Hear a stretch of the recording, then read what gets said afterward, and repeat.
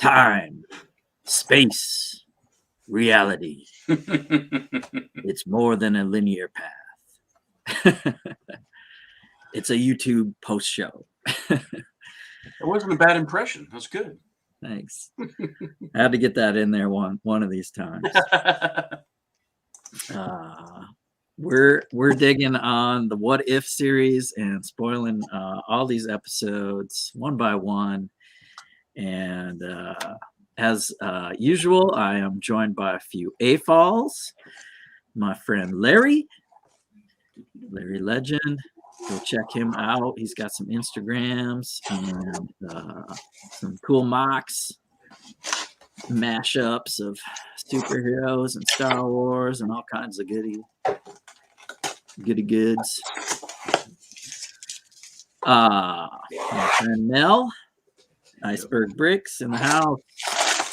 Hey, what's going on? How you feeling? I just had an allergy. I just had an allergy attack. You're a little better, man. The sinuses had me out for the count, man. Like last weekend to now, and so now I'm feeling a little bit better, man. Sorry I missed Boston because they looked like they had a blast up there, man. But Manny is like filming and posting pictures.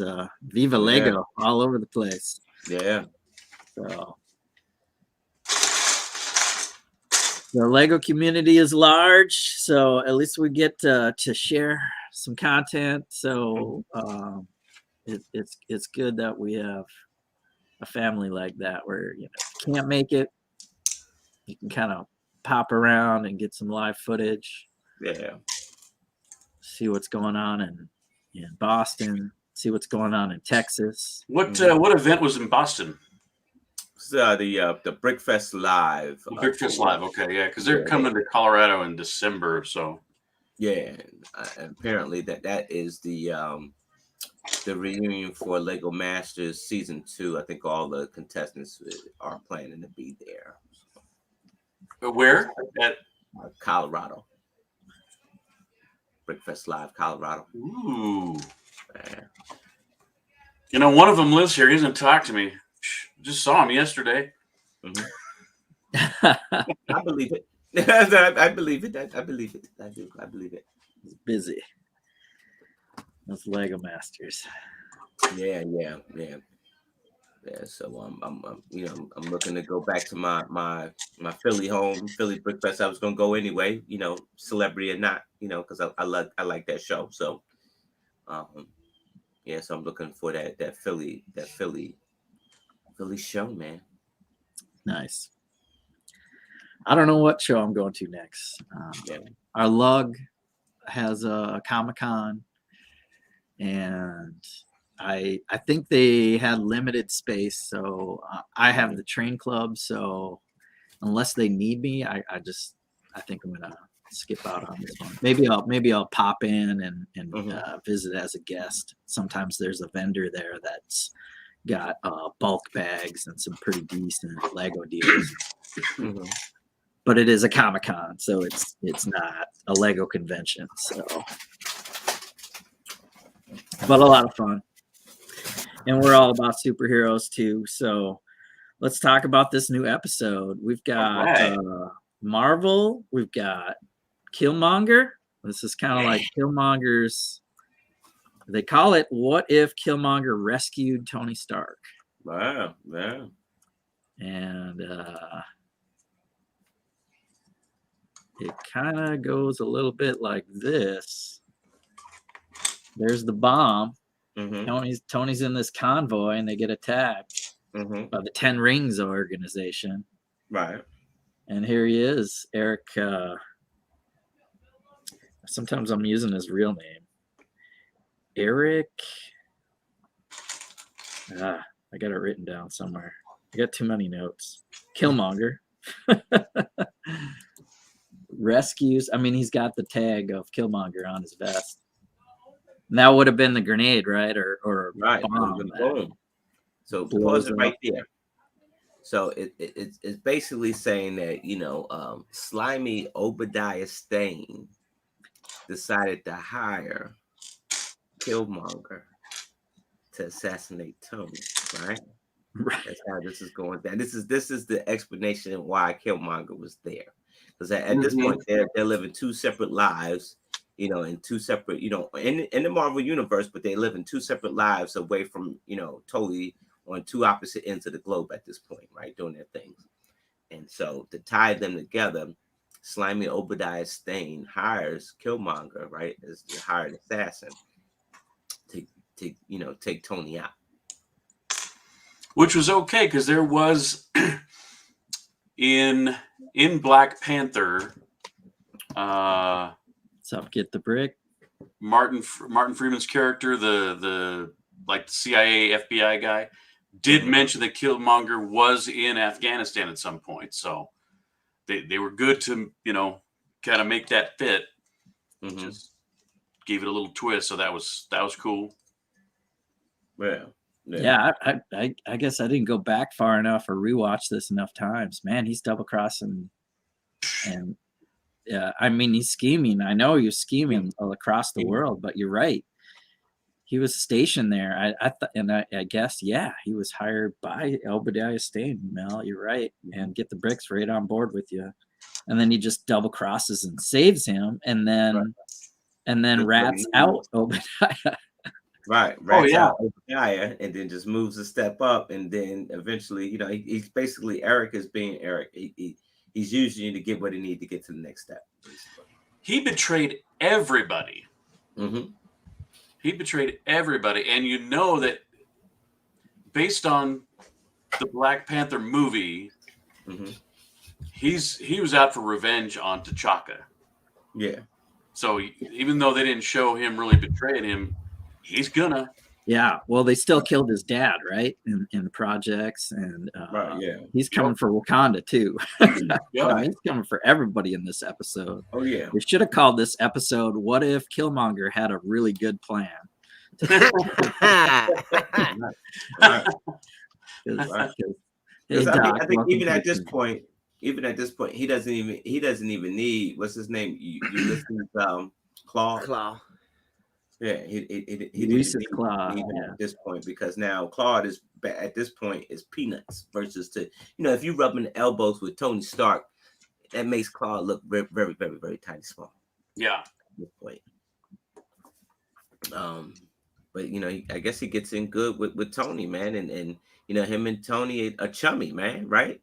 So and it's so good that Tony trusting this dude, and he done promoted him 2 times, right? Right. Well, you notice that that in the MCU regular, when Tony goes the hero route, the alcohol gets put down. Hanging out with Eric, he's drinking every other scene. You see him drinking something, drink. So I keep him on the alcohol. I can steer him whatever direction I want him to go, because he's all ego at this point, like he was, when he stood in front of the mountain and all the bombs blew up. When he fired off, in the very first Iron Man movie. So it's that's as long as I can keep his ego going, he'll do whatever I want. Oh yeah. So yeah, and he doesn't have that moment of clarity where he's just trying to live and then get these guys back that used as weapons against him, Stark, when he was forging the first Iron Suit. So we don't have any of that. That's what they're trying to say. What if that didn't happen? That means Stark is just this guy that is playboy out of control. Letting it's Lieutenant Eric Stevens, the Navy SEAL. He makes him chief security officer first, and then rats out the CEO, Obadiah Stane, and then gives him another promotion. Yeah. Right. Yeah, it gives him Pepper's job, and you see Pepper walk away all angry. Like, what? What's gives him Happy's job, then Pepper's job. Right. They have some sly commentary about toasting to killers. I'm like, wow. This is turning the tables on Tony Stark fans. Yeah. They really don't do Tony Stark any favors in the MCU, right? They keep killing him off. He does the reverse snap and saves everybody. Saved New York. He almost died. He's dying in What If. Anyway. Yeah, Pepper talks to Rhodes. We get Rhodey in this episode, and we have kind of a voice actor twist where they don't use the same guy that was originally the actor in this time, like first phase of Marvel, right? Mm-hmm. Oh, is that whose voice the voice actor was? Was the original Terrence Howard instead of? No, it wasn't Terrence Howard, but it was. So it was. Help me. Don Cheadle. It's not Don Cheadle. Don That was Cheadle. sound like Don those are Cheadle voiced, and it looked like Don Cheadle's instead of the oh, okay. Yeah, basically they did the same thing as with the Mark Ruffalo, Edward Norton cover up. Yeah, Whatever. Okay. but it's what if, so Whatever. Those guys chose what they chose, so bet they're regretting it now. Yeah. Well, we get a little bit back onto the timeline where they are in Tony's garage and working together and kind of doing the forging stuff. They decide to work together on this drone soldier program called the Liberator that Killmonger came up with. Didn't have the funds or the resources to get it off the ground. It kind of looked like the drone that Stain or whoever it was invented, or yeah. from the Stark Expo. Ironmonger versus Killmonger. Yeah. Well, the first hologram they show is like straight Gundam. Yeah. Yeah. And he's like, "What? I like Gundam." Yeah. And you're like, "Obviously." That was cool. Yeah. But then, yeah, it kind of started to look like the drone from the Stark Expo near the end. And the funny part, too, is he's like, Tony is not as inspired as he was before either, because he's like, we should miniaturize the arc reactor. Oh, no, that won't work. And he just moves on, just moves on. And so it's like, that was your greatest invention. Clean, limitless power. Mm-hmm. He's not that guy anymore. No. Yeah, so they made a little cut about the mini arc reactor, but they go straight to vibranium. That's gonna be the power / drone soldier that'll work, right? And they still got to put some time into it. What's up, Ivan? Thanks for popping into the show. And Get the Brick says, yeah, they have new voice actors for Pepper Potts and Tony Stark, and they're main characters in this show. A lot of the actors that were like Wakandan are the real including Angela Bassett. Yeah, she's no small potato. She came in to reprise her role. That was great. Yeah, that was good. Yeah. I feel almost like it's better to have different voice actors in the animated, because this is technically a different universe, so their voices should be variant. Kind of a deal. And to me, I don't ever notice that it's the actor or not the actor. People always have to point it out and go, "Oh, that was so and so voice." And I'm like, "Oh, was it?" I just like the dialogue. I didn't gotta watch a review show. Like, oh, that was the same news reporter. Mm-hmm. Okay, all right. And then that's the piece from Vanity Fair. It was not the same voice guy for Obadiah Stane, but this guy, whoever he is, he did a good job. Yes. That's the guy, I guess. Anyway. So the next scene is the salvage yard on the African coast. Ulysses Claw meets Rhodey, and they're going to do a deal for some vibranium, get it back into I don't know, he's just making some deals, right? But a shadowy figure emerges, and they're like, what's going on? He starts taking out some thugs, and it's Black Panther. Yeah. So we have T'Challa on the show, and again, Chadwick Boseman makes another comeback. It's good to see another interaction with him and Michael B. Jordan's Killmonger. Mm-hmm. But the other thing about that is, it's like, technically, shouldn't it have been T'Chaka that was jumping around and doing whatever, because the mantle of the Black Panther belongs to the king of Wakanda. Right. And T'Challa didn't become the Black Panther until his father was killed in the UN blast. So it's just like, he was before the blast. He was. the father was dead when he started chasing after Winter Soldier, because there was no point. Because that's why watch the movie again. Because that's why the Black Panther was chasing Winter Soldier. He killed his father. He wasn't chasing Winter Soldier before that. The mantle of the Black Panther belongs to the king of Wakanda. He too old to be jumping around as the Black Panther. No, he's not. You put on the Black Panther suit. You're drinking the purple herb. Please, you got mad skills. Don't you dare be putting down old man. Okay. I'm gonna watch it again. But you older than me, Doc. But I'm We need to be pulling out our IDs or anything here, do we? But I would have thought Doc is older than me. But it should have been T'Chaka that would have been the Black Panther. I'm gonna watch it again. But yeah, but that's why he was chasing after the Winter Soldier, because he killed his father. Okay.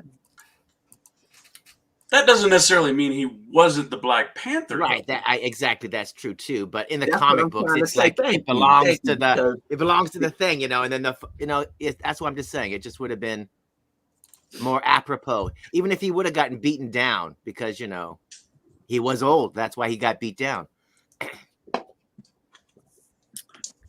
Well, he got beat down, and Killmonger takes his glove. I thought that was kind of like a little too easy, but Yes.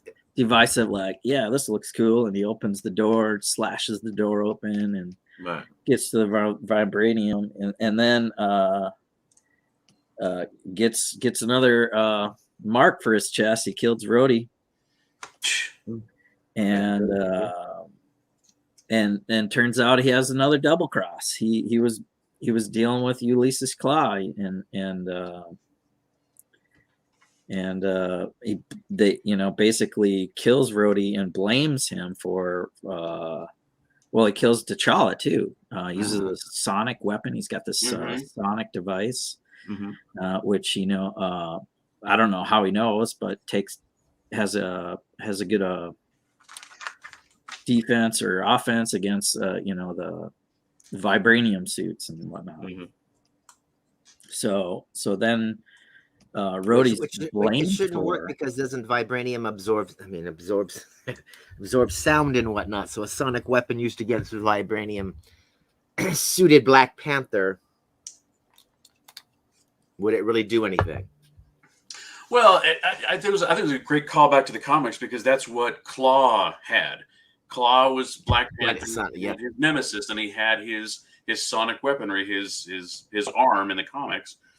And so, but instead of Claw having that weapon against Black Panther, it was Killmonger. But I think it was a cool callback to that weaponry that was always Black Panther's nemesis. Yeah.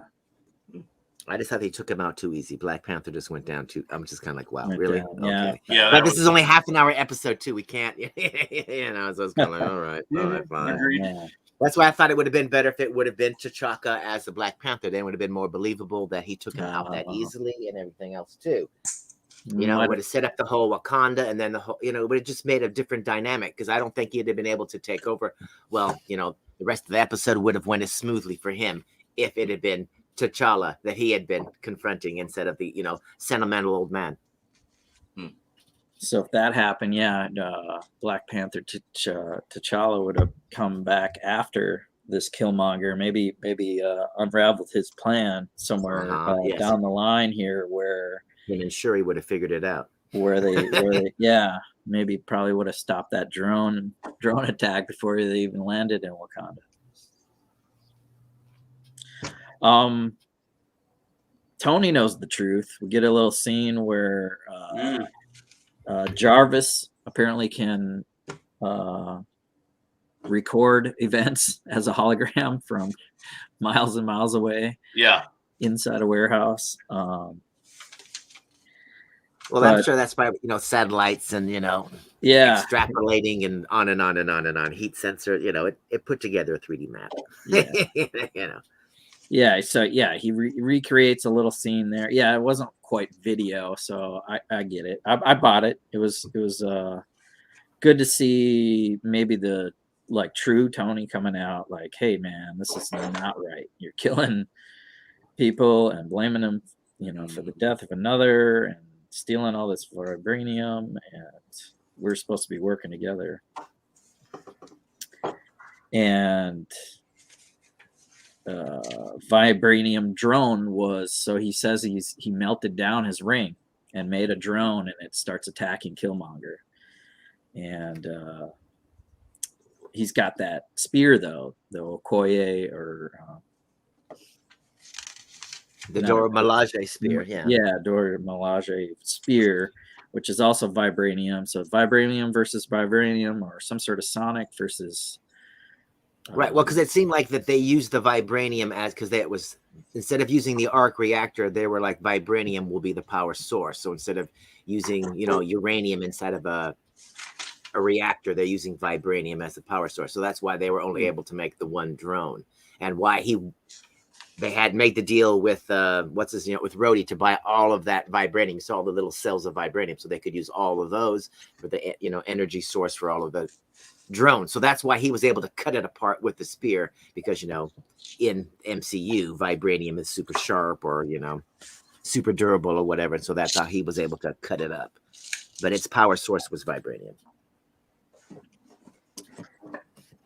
So another death and scar for his chest as he takes that spear and chucks it at Tony, and that's believable. He doesn't have his Iron Man armor, defensive systems. His defense offense was to activate that drone that he took down. Yep. And he wouldn't even have his little glove thing, his wristwatch that turns into a hand. Blam, blam, blam. He wouldn't even have that. Blam. But the weird thing is, it's like, how come, Jarvis didn't go, beep, beep, beep, beep, beep, Miss Potts, there's a problem. Why didn't he call her? Why didn't he call anybody? Why didn't he do? It's like Jarvis was dumber at this point. I'm just kind of like, really? He's sent all this info, is now being downloaded directly to, S.H.I.E.L.D. But she catches on somehow. She just has good intuition. So they do mention Jarvis's memory was wiped, and that's kind of fishy too, right? From her perspective. And we see Thunderbolt Ross kind of step up and basically takes over Stark Industries. Tony's dead. All this war, this department basically of in Stark Industries is going to go to the U.S. government. I don't know. That seems a little easy. Yeah, it's that and wiping Jarvis's memory.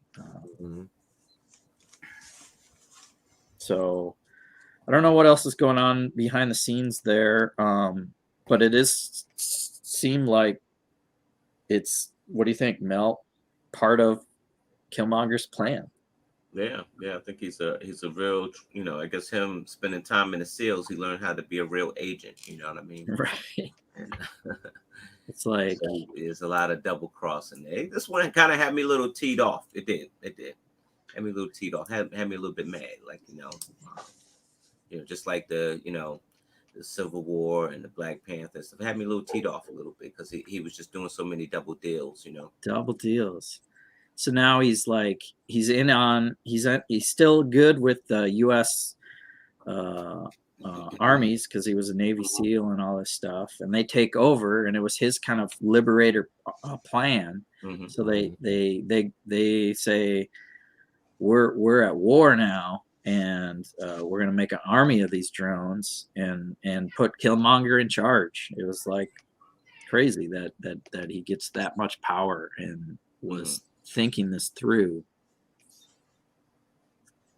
So he didn't retire from the military to take his job on at Stark Industries. He was just like, I'll do both. I'll be active military and I'll be COO here at. Wasn't Brody kind of doing both too, right? But Brody was kind of in it a little bit of like a double dealing like that, right? Yeah, kind of working for Stark a little bit, right? I think don't know. That's why I was kind of like, okay. Like, all right, Lieutenant, go ahead. Right, yeah, it's got to be, it's got to be some unethical issues going on with it. You work in private, but you work in public, I think once you put that uniform on, you're there for life, kind of, supporting the military, one way or another. But this guy's got other agendas. Now he's got an army of drones, and they're after Wakanda because Rhodey was framed for killing Black Panther. So they're just like, let's take him right to Wakanda, which they haven't even seen it. The shields are down. Right. And they're just like, where are you guys going? Even Killmonger hasn't seen it yet. There's a scene where Ulysses Claw is driving him out there in that Jeep, and they take a little road trip to the border and put the headlights on. And here's where it is. Mm-hmm. Well, Claw's not ready to go in. He's just kind of showing him where it is. And what do we get, Larry? Another double cross. Yeah, because Claw, and as soon as he said, you did not just call him boy. You're dead now. You are dead. Yeah. Well, you knew he was going to be dead anyway. It's like once he made the deal with Stark, it's just kind of like, why am I playing with this fool? Right. Which is interesting because we get, like so many things are different.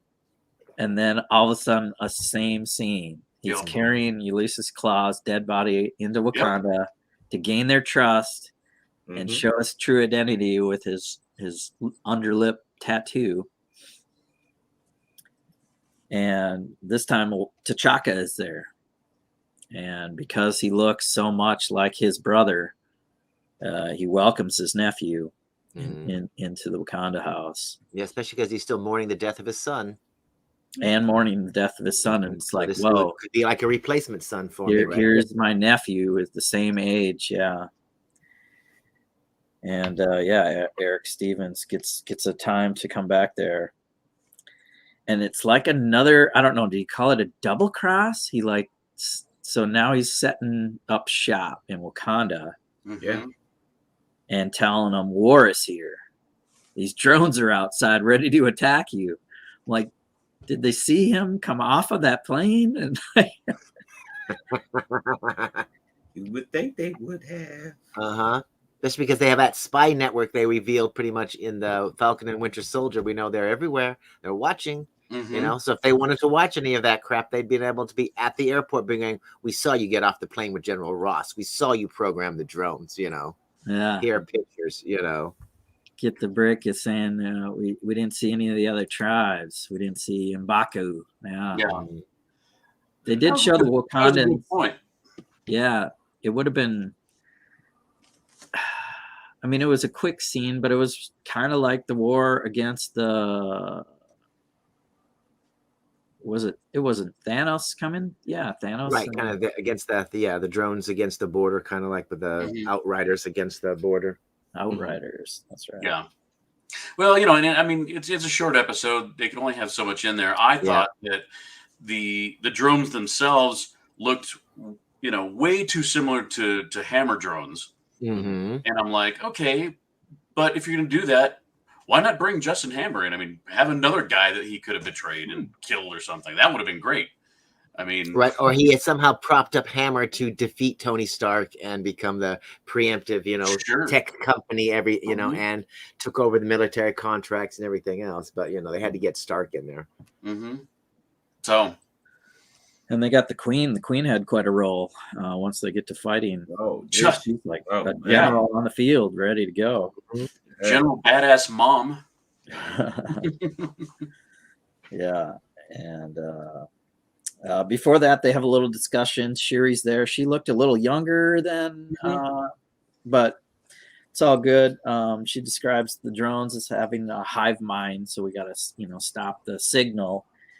And Eric or Killmonger suggests we let them in and then drop the border and kill the signal. It's good. Yeah. It's a good plan. What do I'm you just like, think? let them in, then close it. I'm just kind of like, that's the dumbest plan I've ever heard. Why don't we just leave the border closed and they can stand outside all day?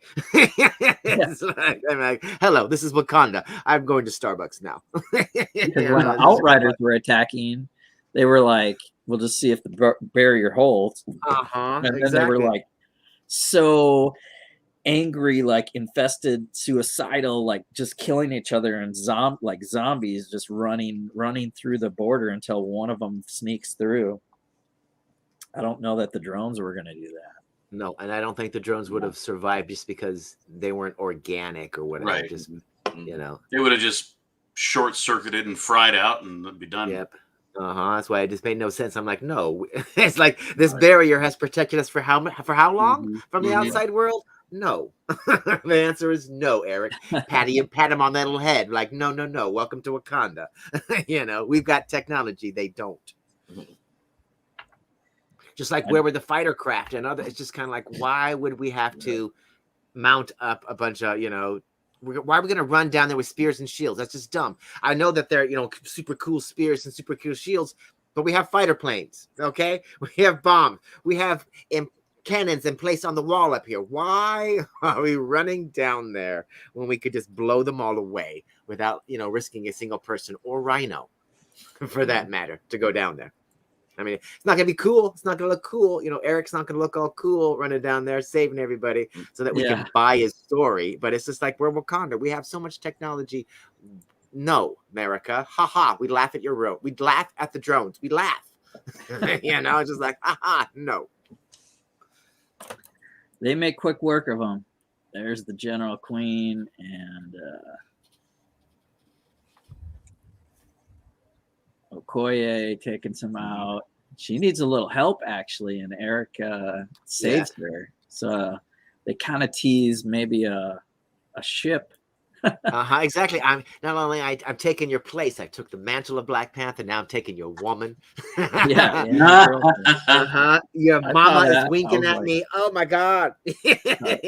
No. When he got on the other side, I was just amazed that Black Panther just didn't jump on him.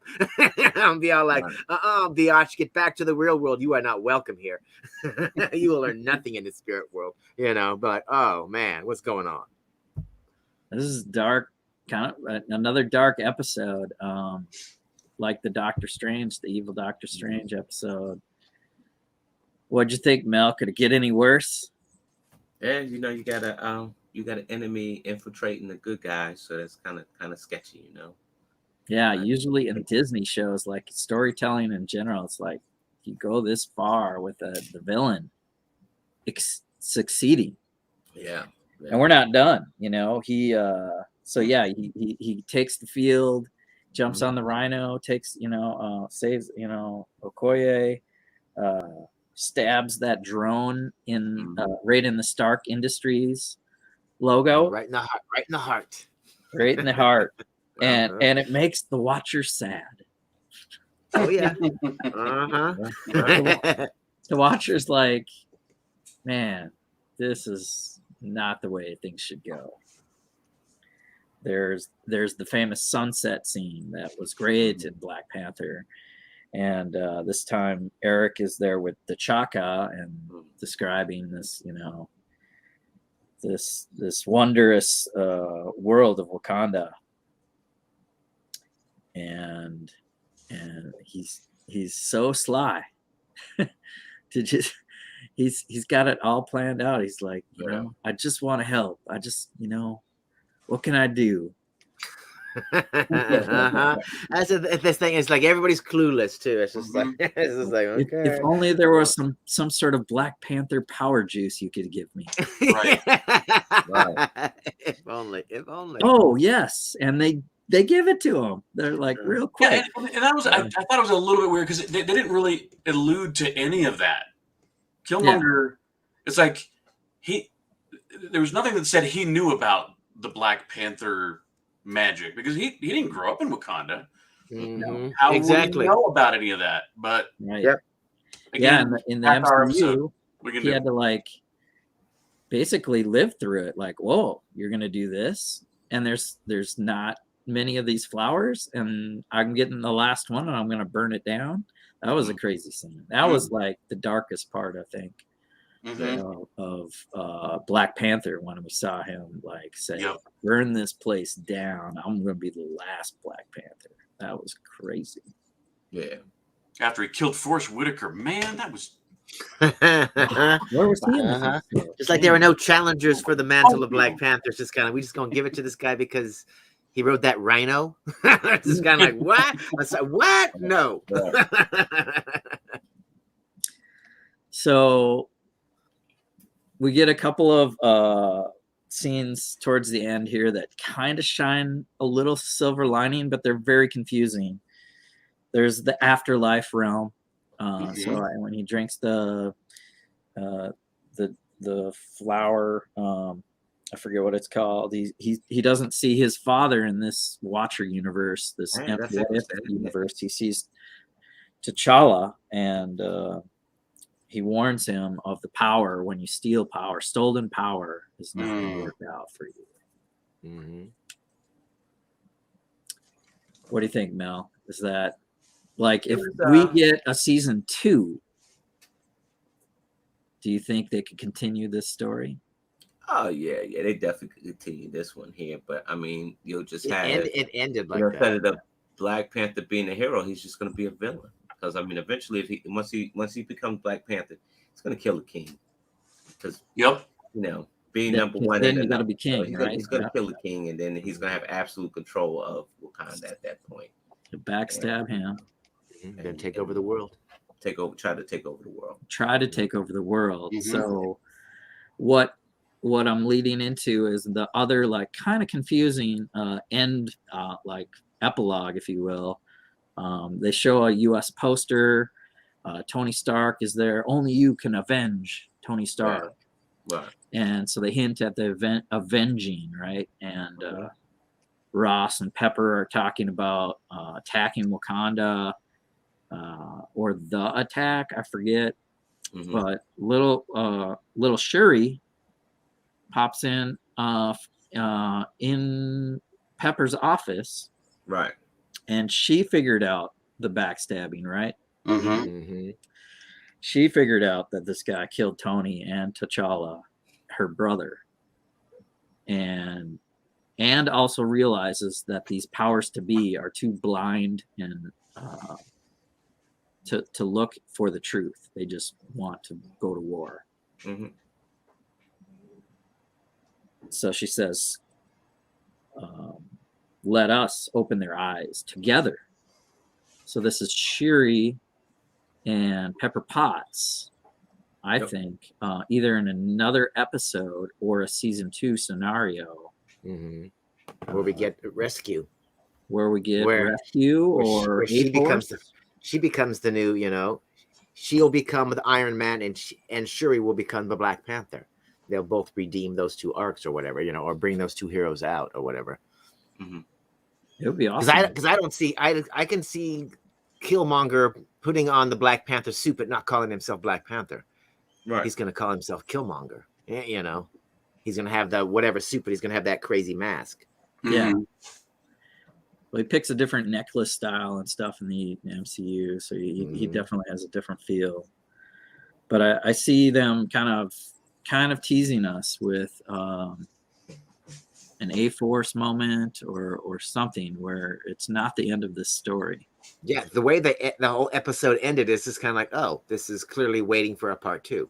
Yeah, it's just kind of like the way. Sure, but how many of the what if comic books just left you hanging?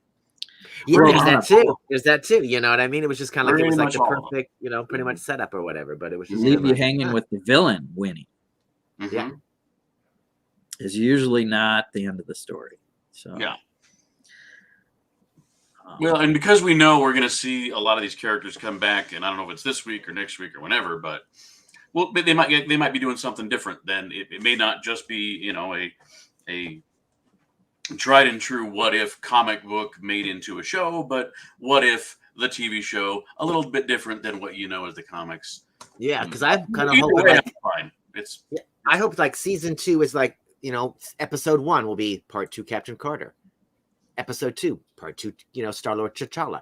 Every episode will be, it'll be like, here's the next part of it. Here, let's follow the zombie cat, the zombie, Spider-Man. Let's follow all of those stories. There's half an hour each. Be like, boom, here they are.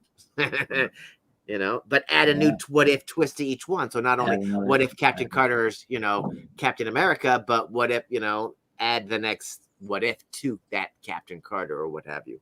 Looks like Ivan's catching up. He watched episode 1. Jump in all the way, binge watch the rest of it, man. But yeah, I think the first 2 are my favorite. But every other one, I'd like the first 2 because they're about the good guys, and every other one I'm just kind of like, they're about the bad guys. So I'm just and the Doctor Strange episode, very dark. Yeah.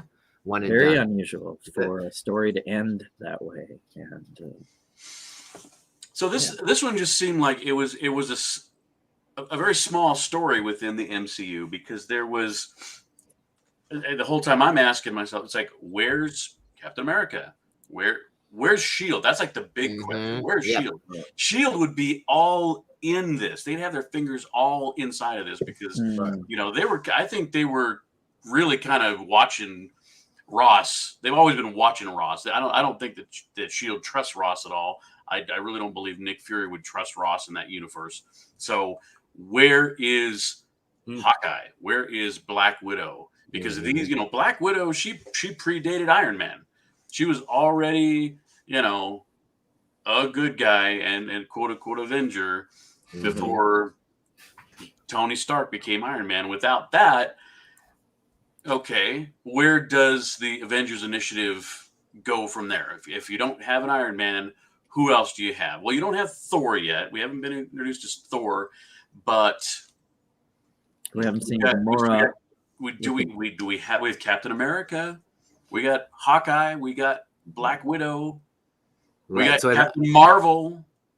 So are they acting like this is going to be the catalyst to start? Would be the catalyst in that universe to start the Avengers? Maybe. Hence the Tony Stark Avenge Me poster. I think in the grand scheme of it, again, it's a small story. It's Killmonger wanting to he wants to control Wakanda and eventually the world. Okay, well, it's not, Thanos' minions controlled by Loki coming out of a space anus. It's kind of it's a smaller story. Would you have the Avengers come into a story that small? I don't know. I wouldn't think the Avengers would have gotten involved until once it became a war between the two parties and the drones were landing or whatever. I could see SHIELD stepping in and saying, "Yo, what's what's going on?" But it just seemed like there was just too many. Nobody was watching conveniently ever. Yeah. Was the problem with it. So it was just kind of like, especially because they had set up so many eyeballs are watching other than the watcher, so it's just kind of like, really letting it happen. That you would have got away with all of that nonsense, Can't intervene. But again, it's a half an hour show. Is for convenience sake, just to keep the story moving along, we gotta do what we gotta do. I think we got 3 more episodes, and we haven't seen Thanos Gamora or Infinity Gamora. We haven't seen this Party Thor. I don't know what Party Thor. Party. Right, and isn't there supposed to be an Ultron with the red cape? And some sort of Ultron thing, which seems to bring these characters together, right? Because here's a shot of the evil Doctor Strange and that Bro Thor guy. Well, Bro Thor doesn't look. Bro Thor's fatter. Yeah, not beard. Bro Thor is a party man. Party Thor. Party Thor. Okay, and say Party Thor is fat. He's got a beard. His armor. I don't know if that's got a drink in his hand. Asgardian or like Guardians of the Galaxy esque. I don't know. That gold makes me think more of what Gamora's wearing now and what Thanos is wearing. I don't know. Well, it's still Thor stylized because you got the little ring thingies at the circles at the top and everything. Yeah. But it's definitely a different design, new design. I mean, just like Strange's cloak is different. I noticed that Evil Strange's cloak was closer to Doctor Strange's cloak in the comic books. So I think, I don't know. Yeah, they're going to call them something, Guardians of the Multiverse or something. Would be good. Well, looking forward to what's next. So they say that's a mid-season episode. What does that mean? Does that mean where it's like Walking Dead, where we got to wait 6 months for the next half of the season? Oh wow, huh? Maybe they're maybe right because they might be like, "Yo, we're holding off until December or whatever." Maybe. Oh, because Hawkeye starts when? Like right at the beginning of October. What's the start date for Hawkeye? Let's pull that up. And you guys want to talk about? Well, you guys want to move on? I think we covered What If pretty good.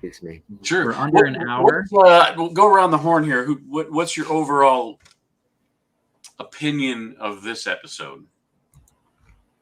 I mean, I like everything about the show and the series or whatever, but I thought the heroes were dumb. That he was able just to get away with what he got away with and not a single person recognized anything until the very end of the show. And it was a little 7-year-old girl, I was kind of like, really, whatever. But I mean, other than that, I loved, everything I just love the animation style, just the pacing of the show, the look, everything's great. But yeah, I just didn't like this. I just don't like it when the bad guys win. Yeah. Okay. Sorry. That's what If is all about, man. That's why, Loki, I only seen the show one time because it's a show about, bad guys. Falcon and Winter Soldier, I've seen 3 times. Scarlet Witch, and I've seen it once because she's a bad girl. She's a villain. She's mind controlling and torturing all these people in this town. It's like, no, bad guy won. I watched Falcon and Winter Soldier because the good guys win. The other ones is like, no, I'm getting tired of watching bad guys and being told, oh, it's all about their choices. And isn't that an interesting bad guy? That's why I hated that Joker movie. I'm just kind of like, I do not care how a psychopath became a psychopath. I'm not interested. I'm not going to clap and go, wow, fantastic. I can't. I can't vote for the bad guys. I just can't. I think it was definitely interesting to see how far they could take that character and how far you could go scheming. But it is kind of like the moral of the story when the Watcher ends the show. He says heroes are never gone.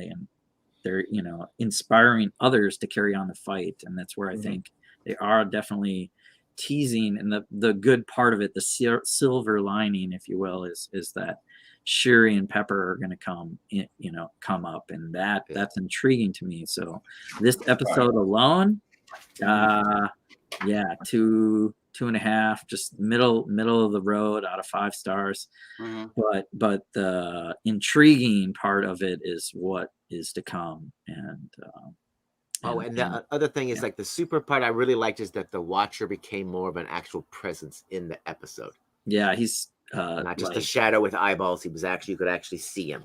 Every episode, he's a little bit more and more, a little more solid instead of just a voice and a shadow. He's there, and he's definitely telling us more of the story. What did you think, Larry, of this episode? I was really underwhelmed. I mean, it was very ho hum. Neat story, but I mean, I would have liked to have seen, like you said, kind of more out of our heroes. Yeah. We like our heroes. They were like all taken out by the con man. It was. I mean, I really liked the Killmonger character, and he did a good job at his little mission. Would have loved to have seen more T'Challa in the story, other than just him getting offed right away, and then see him in the spiritual realm. I would have liked to have seen more of a.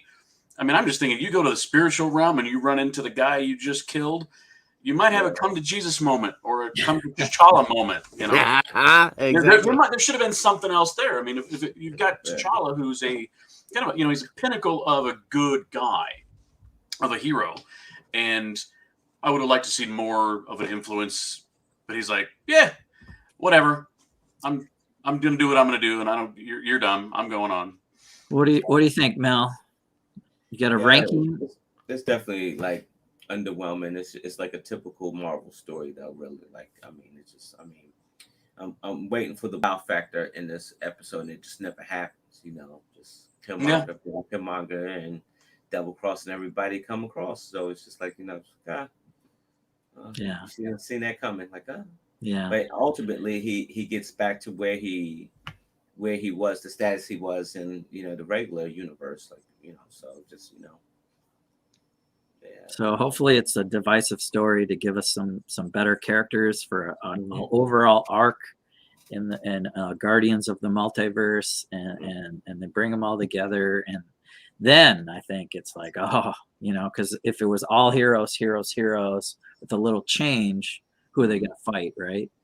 So that's also another thing I just kind of noticed when Mel was talking about this episode. It's like every other episode of What If, it was basically it sent somebody in a different direction. They did something they didn't do. This was just Killmonger being Killmonger. Mm-hmm. Yeah. What changed?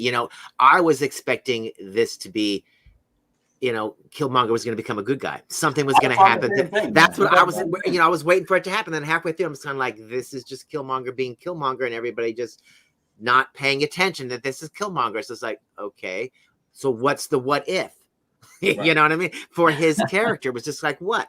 He got a different route to his vengeance. He got his vengeance. Is that what if he got his vengeance? Is that? Yeah, so and it's the same story. You now just have to have different heroes defeat the bad guy. Yeah, I was going to say change that very thing. I was like, I would love to see a what if where you get a bad guy makes a decision in his life and become a hero instead. Exactly. It doesn't even have to be a redemption arc. It could just be, instead of the day I decided to be a bad guy, or instead of whatever it was, I was like, done wrong as a child. That wrong wasn't done, but you look at and this is what kind of bums me out about having What If right now, when we don't have the Fantastic Four and Doctor Doom and the X-Men and Silver Surfer and all kinds of these other great characters to play around with, and other what if scenarios. How many of these episodes have we seen where Iron Man dies? What if Spider-Man joins the Fantastic Four? The very first what if was, what if Spider-Man joined the Fantastic Four? And they're wearing fives. That was great. My buddy Mike sold that comic this past week, and we were talking about that and how it would be great to. There's so much what if. So going back, what if Victor Von Doom became a force for good? Yeah. Oh my gosh. We'll get there. What if Magneto decided he was going to be the good mentor? No. Exactly. Be the Charles Xavier instead. Exactly. Right. You're like, no. I got to make humans see they're wrong. Back and forth between good and evil and good. Well, we have to be patient. I'm an on the fence kind of mutant. We'll get mutants. We'll get more mutants. Because I guess we got Wanda and Quicksilver a little bit, but we'll get Fantastic Four eventually. We'll get our mutants eventually. Yeah, we'll move on. Let's go to a trailer that was pretty good. I liked it. This is Hawkeye. This is a trailer for what? Oh, is it? I haven't seen it. This is Christmas in New York. All right, let me see. And he's got his old family there, and this is this is the kicker, I think. That was the best part. Is this Captain America Avengers the musical? Rogers the musical. Oh, it's just Rogers the musical. Okay. Right. That's funny. So I think they're going to see that play. I'm getting Batman vibes there, so I think they're okay though. Hey, that looked like somebody is stealing his identity, posing as the Ronin. And he's like, I got to go figure out what's going on. And he puts his family in safety, hopefully. And that's the daughter that's going to learn to be an archer. And then, that's what I thought too, Doc. But that's not it. No, Kate Bishop is a different person. And Haley Steinfeld is playing her, and she is the best archer in the world. Self-proclaimed right about here in this trailer. Clint Barton's daughter is one of the Russo brothers' actual daughter. Oh, the actress or whatever. Yeah, because the play looks I was fantastic. trying like heck to try and figure out who everybody was. I'm like, look at their costumes are fantastic. Look at Thor. Yeah, let's go one by one here. We got dancing with Loki. Is that Loki next to him? It's got to be a Loki I think so. character. And that's But got to who- be who Iron is- Man right there. Right there. Who's 'cause to then the you see, left like, a of Steve? Iron Arc Man's up reactor. here, though. I think this is Iron Man up Mhm. on the balcony. Who's this? I love I New thought York. that was like guy. I thought that was like Tony Stark right there. Oh. It could be Banner, Doctor. Well, Doctor, you know. The Well, Hulk there's is a more to green the right. guy here, though. This, Yeah, I know, that but was you Hulk. can guy in the have white coat. their their alter egos appear as separate characters. You know, because this is a play, so Iron Man could be his own thing, where Tony Stark is a separate thing, especially Yeah. visually for a dance, scene. There's a Black know. Widow. I see some red hair up here. I see a bow Look, and arrow Shang-Chi. Hawkeye. Bow and arrow, yeah, Hawkeye. This one, not sure. Definitely the bad guys look like Chitauri. And Yeah. isn't that Santa's sleigh behind them? Behind Thor and them? It almost looks like Santa's sleigh. Yeah. Well, this I is don't know. definitely a Christmas time of year. The whole trailer, anyway, and that's The when dan- it's the- going to Dancing air, I Chitauri. believe. This sometime December. I don't know if they say. So the Hawkeye Jr. in the comic books isn't Hawkeye's daughter. It's some. Does Hawkeye even have a daughter in the comic books? I mean, because when I was reading the comic books, it was always Hawkeye and Mockingbird, and they were just getting together. They hadn't, the only kid in the Marvel universe was Reed Richards and Right. Sue Storm, their kid. That was the only. Yep. And then the Power Pack came along, and that was pretty much it. Power Pack. Power Pack. Well, you remember them? I love the Power I do. Pack. I had them. Oh, look at Get the Brick here. Howard Stark was probably one of those guys in the play. Maybe. Oh, there you go. That could be, yeah. Maybe. Oh, I wonder Yeah. if the guy in the white lab coat was he like Ant-Man or Ant-Man. Nick Fury?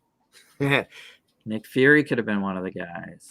Very good. Thanks, Get the Brick. But I definitely can't wait to see some dancing Chitauris. That's got to be. That's got to be. I'm like, oh yeah, hell yeah. Somebody's got a fanfic like that whole play. Because we're only going to see like parts of it.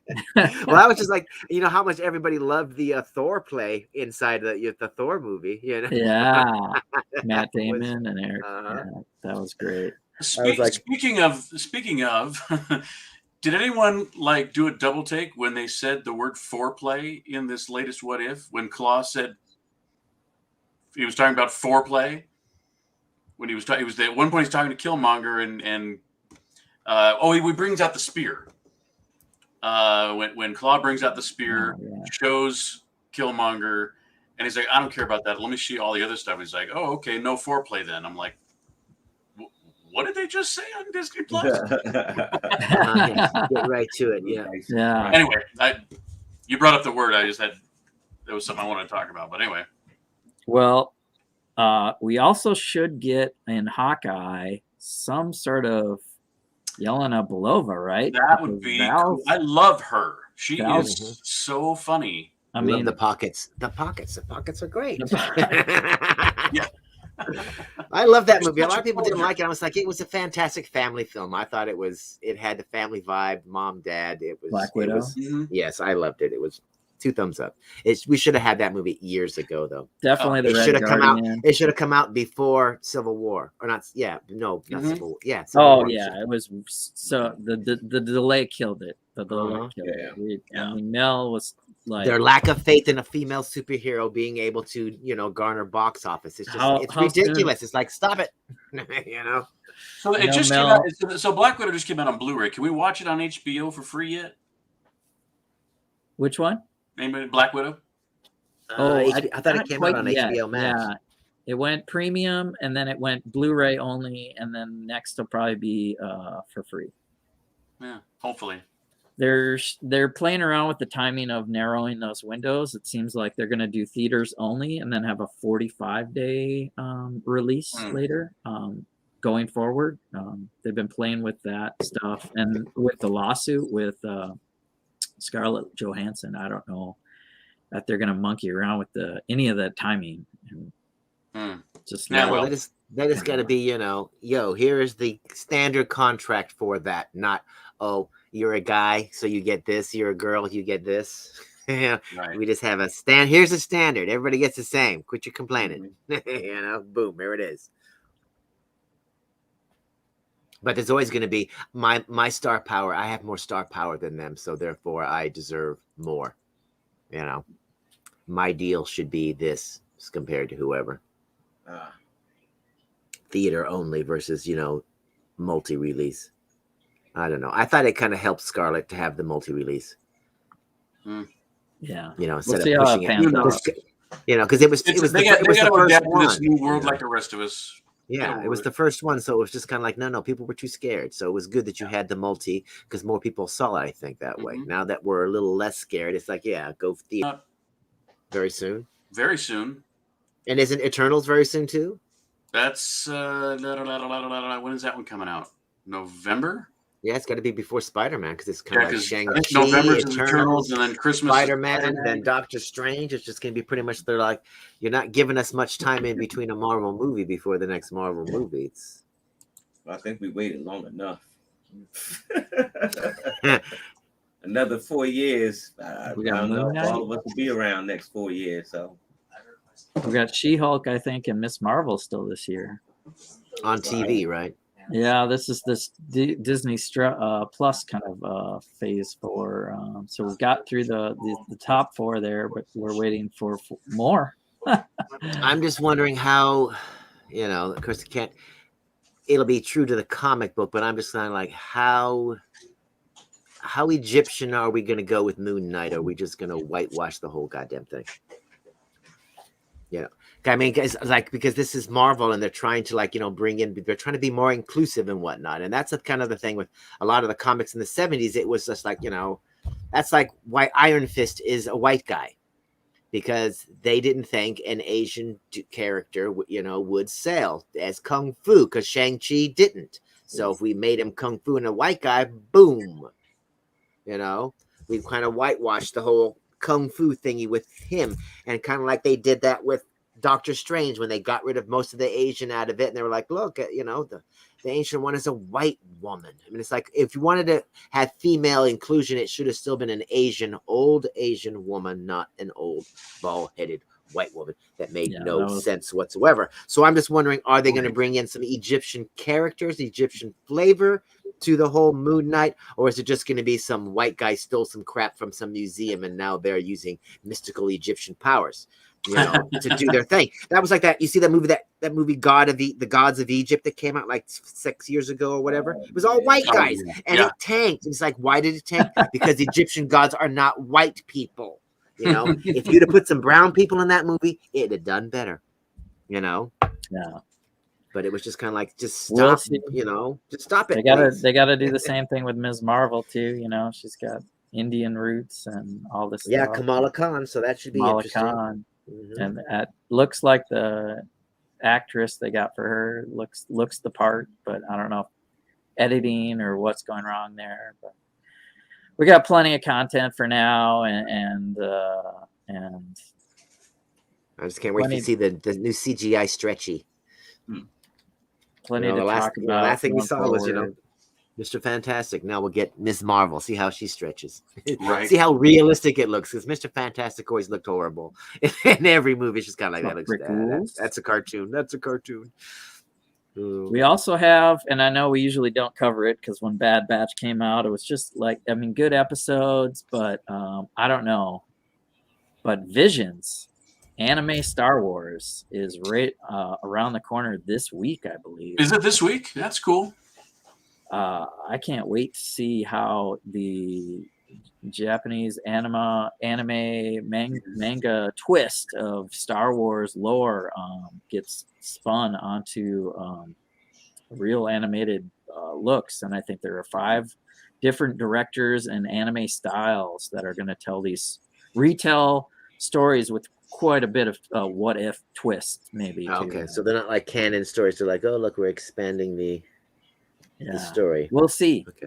As long as it's not Powerball Z fighting all the time, I'm okay with it. Can you imagine the lightsaber duel done in Dragon Ball Z style, where they stood there with their lightsabers, you know, and just talked in their minds for 30 minutes, back and forth, wondering what the power level of the other one is. Please. Hopefully, it's more Samurai Jack and I don't know. We'll Sailor Moon. we'll maybe cover that next week if we get What If and Star Wars Visions. That'll be a part 2 conversation we can try to have, depending on when it drops too. I'm thinking it's this week, but usually they drop on Fridays, so we should have time to talk about it on Sunday. The Star Wars, you mean? The Star Wars Visions, yeah. So yeah.